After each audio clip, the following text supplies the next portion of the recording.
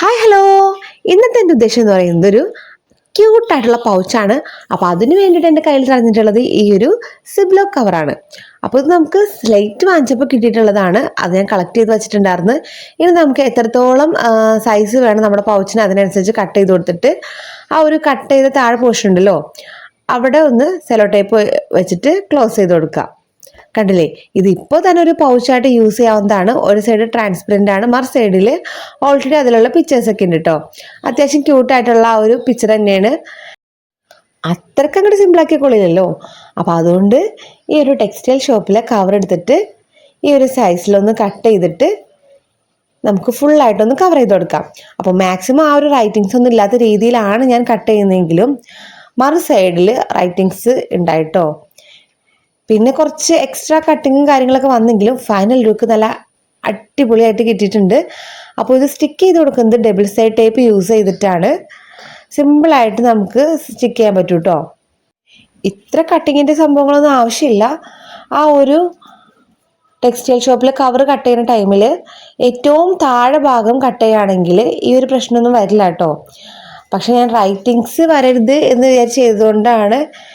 കണ്ടില്ലേ, ഈ ഒരു സൈഡും അതുപോലെ തന്നെ താഴെയുള്ള സൈഡും നമുക്ക് ഓപ്പൺ ആയിട്ടാണ് ഇരിക്കുന്നത്. ഇനി ആ ഒരു രണ്ട് സൈഡും നമുക്കൊന്ന് ക്ലോസ് ചെയ്ത് കൊടുക്കണം. ബാക്കി സൈഡൊക്കെ ഡബിൾ സൈഡ് ടേപ്പ് യൂസ് ചെയ്തിട്ട് സ്റ്റിക്ക് ചെയ്ത് കൊടുത്തിട്ടുണ്ട്. അപ്പോൾ ഈ ഒരു സൈഡിലേക്ക് ഇതുപോലൊരു പീസ് ഞാൻ കട്ട് ചെയ്തെടുത്തിട്ടുണ്ട്. അപ്പോൾ ഈ ഒരു കവറിൻ്റെ സൈഡിലായിട്ട് ജസ്റ്റ് ഒന്ന് പതിപ്പിച്ച് തയ്ക്കില്ലേ, ആ ഒരു രീതിയിൽ ഒരു സ്റ്റിച്ചിങ് കൂടി വന്നിട്ടുണ്ട്. താഴെ പോർഷനിലേക്ക് ഇതുപോലെ ഫോൾഡഡ് ആയിട്ടുള്ള താഴത്തെ ഭാഗം ഒന്ന് കട്ട് ചെയ്തെടുത്തിട്ടുണ്ട് ആ ഒരു കവറിൽ നിന്ന്. ഇനി ഇതുപോലെ വെച്ചിട്ട് വേണം സ്റ്റിക്ക് ചെയ്ത് കൊടുക്കാൻ. കണ്ടില്ലേ, ഈ ഒരു ഭാഗത്ത് ഞാൻ ഒരു എൽ ഷേപ്പ് കട്ടിട്ട് കൊടുക്കുന്നുണ്ട്. എന്നാലാണ് കറക്റ്റ് ആ ഒരു ലെവലിൽ കയറി നിൽക്കും. ഈ ഒരു കവറിൻ്റെ താഴെ ഭാഗത്തുനിന്ന് കട്ട് ചെയ്യുകയാണെങ്കിൽ ഇത്രയും ബുദ്ധിമുട്ടൊന്നും ഇല്ല കേട്ടോ. ഏതെങ്കിലും ഒരു സൈഡ് മാത്രമായിരിക്കും ചിലപ്പോൾ ഒന്ന് ഇതുപോലെയൊക്കെ സ്റ്റിക്ക് ചെയ്ത് കൊടുക്കേണ്ടി വരുന്നത്. പിന്നെ കറക്റ്റ് സൈസിലുള്ള കവർ കിട്ടുകയാണെന്നുണ്ടെങ്കിൽ വളരെ സിമ്പിളായിട്ട് പെട്ടെന്ന് തന്നെ ചെയ്തെടുക്കാൻ പറ്റും കേട്ടോ. ഇനി ആ ഒരു സ്ലേറ്റിൻ്റെ കവറിൽ നിന്ന് തന്നെ കുറച്ച് ക്യൂട്ടായിട്ടുള്ള സ്റ്റിക്കേഴ്സ് ഞാൻ ഒന്ന് കട്ട് ചെയ്തെടുക്കുന്നുണ്ട്. അപ്പോൾ സ്റ്റിക്കേഴ്സ് കട്ട് ചെയ്യുന്നത് മെയിനായിട്ട് ഈ ഒരു റൈറ്റിങ്സ് കവർ ചെയ്യാൻ വേണ്ടിയിട്ടാണ്. അപ്പോൾ രണ്ട് സൈഡിലും ഈ ഒരു സ്റ്റിക്കേഴ്സ് ഞാൻ കട്ട് ചെയ്ത് സ്റ്റിക്ക് ചെയ്ത് കൊടുക്കുന്നുണ്ട്. അപ്പോൾ ഇത്രയുള്ള നമ്മുടെ ഈ ഒരു പൗച്ച് വളരെ സിമ്പിൾ ആൻഡ് ക്യൂട്ടായിട്ടുള്ള പൗച്ചാണ്. അപ്പോൾ ഇതിൻ്റെ ഫുൾ വീഡിയോ എല്ലാവരും ഒന്ന് കണ്ടു നോക്കാം കേട്ടോ. ഞാൻ റിലേറ്റഡ് വീഡിയോയിൽ മെൻഷൻ ചെയ്തേക്കാം.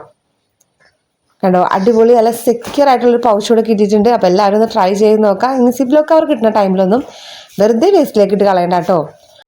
വീഡിയോ ഇഷ്ടപ്പെട്ടാൽ സബ്സ്ക്രൈബ് ചെയ്ത് സപ്പോർട്ട് ചെയ്യാൻ മറക്കല്ലേ. താങ്ക്